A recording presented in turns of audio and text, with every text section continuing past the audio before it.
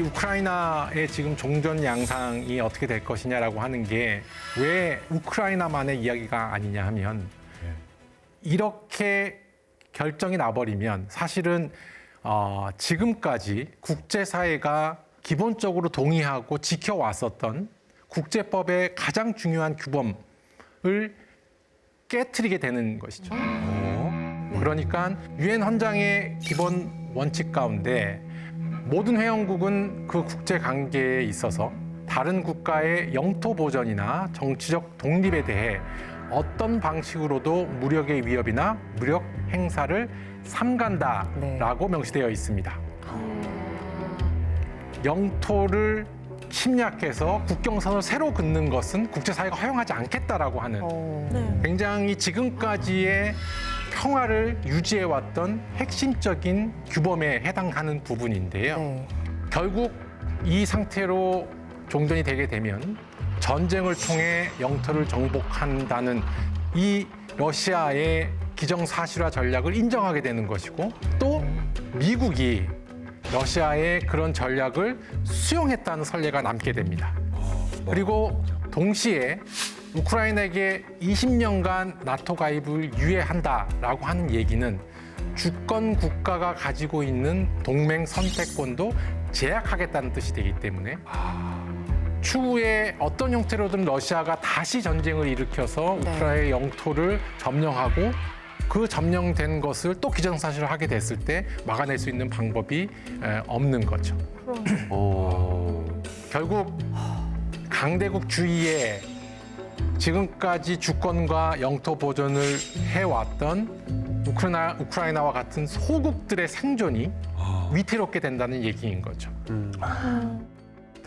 이렇게 한번 생각해 보시면 우크라이나 전쟁이 트럼프의 제안대로 종결됐다라고 가정하시고 여러분이 한번 중국의 시진핑 주석이라고 한번 가정해 보겠습니다. 그러면 시진핑 주석은 어떤 생각을 하게 될까요?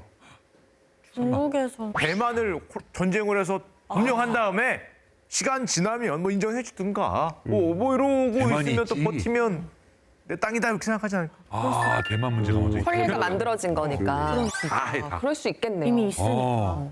갇히겠는데 그냥. 여러 가지 리스크는 있겠지만 시진핑 주석 입장에서 보면 푸틴 러시아 대통령이 한 방식대로 대만 통일을 이룰 수도 있겠네라고 생각할 수 있을 거고요. 만약 중국이 대만을 군사적으로 침공하게 된다면 그것은 양 안에서 끝날 얘기가 아니고요. 사실상의 제3차 세계대전이 될 가능성이 높아집니다. 그중에서도 북한 입장에서는 사실상 제2의 우크라이나 전쟁과 같은 기회의 창이 열리게 되는 거죠. 내가 한반도에서 주한미군을 묶어두기 위해 국지적인 형태의 위기를 만들어줄게. 그럼 중국 너희들은 나한테 뭘 줄 수 있어? 그러면 불가피하게 중국의 대만 침공이 한반도에도 불씨가 옮겨붙게 되는 것이죠.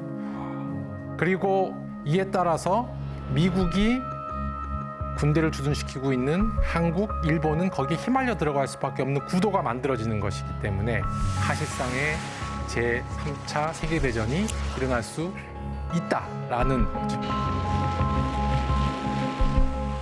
아니 지금 사실 3차 대전이라는 건 정말 최악의 시나리오까지도 우리가 생각을 해야 된다 말씀을 해주신 거라서 저는 지금 사실 너무 진짜 얼얼하거든요. 무서워요. 어떻게 해야 되는 거죠? 그러니까 아무리 우리가 이제 고래 싸움에 기회는 세우지만 우리가 내세울 수 있는 카드는 아무것도 없습니까? 매우 안타깝게도 없어요? 저희가 뭔가를 적극적으로 바꾸기는 매우 어렵습니다. 네. 다만 현상을 유지할 수 있는 일은 많고요. 그거는 할 수 있는 것도 꽤 있습니다.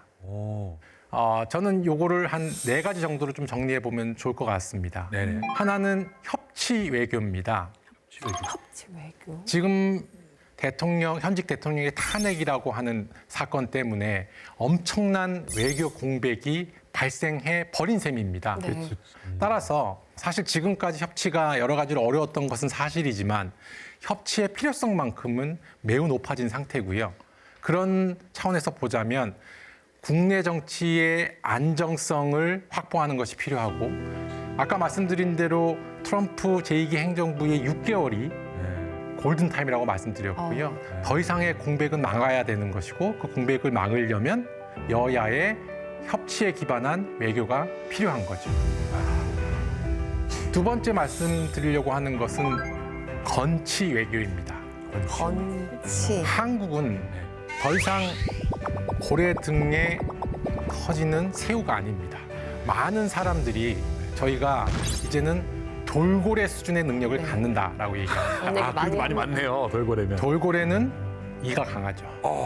그 건치가 저희가 가지고 있는 첨단 기술, 그중에서도 예를 들면 반도체 생산 능력입니다.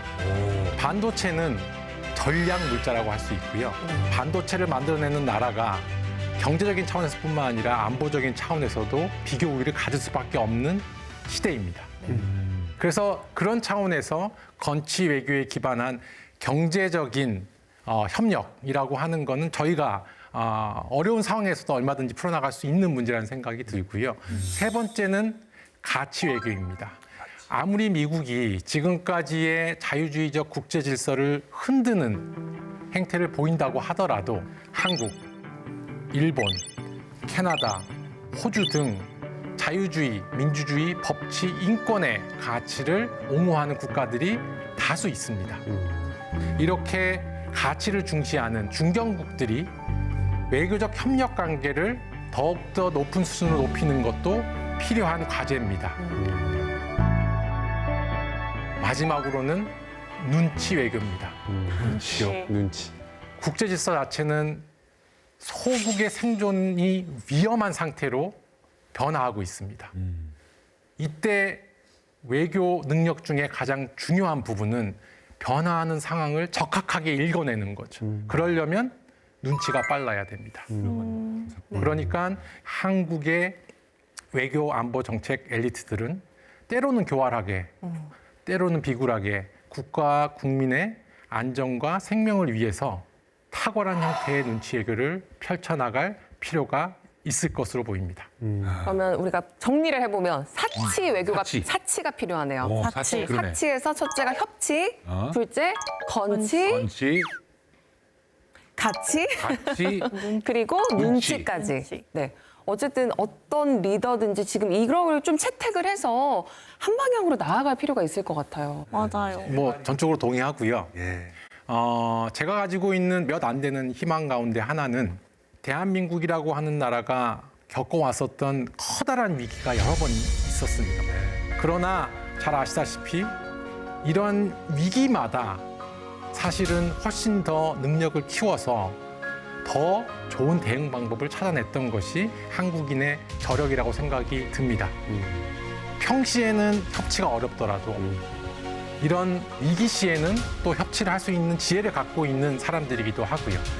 따라서 마지막으로 드릴 수 있는 얘기는 항상 저희가 잘 극복해 왔던 것처럼 지금의 상황도 좀 더 슬기롭게 지금의 상황을 잘 돌파해 나갈 수 있을 것이라고 저는 믿고 있습니다.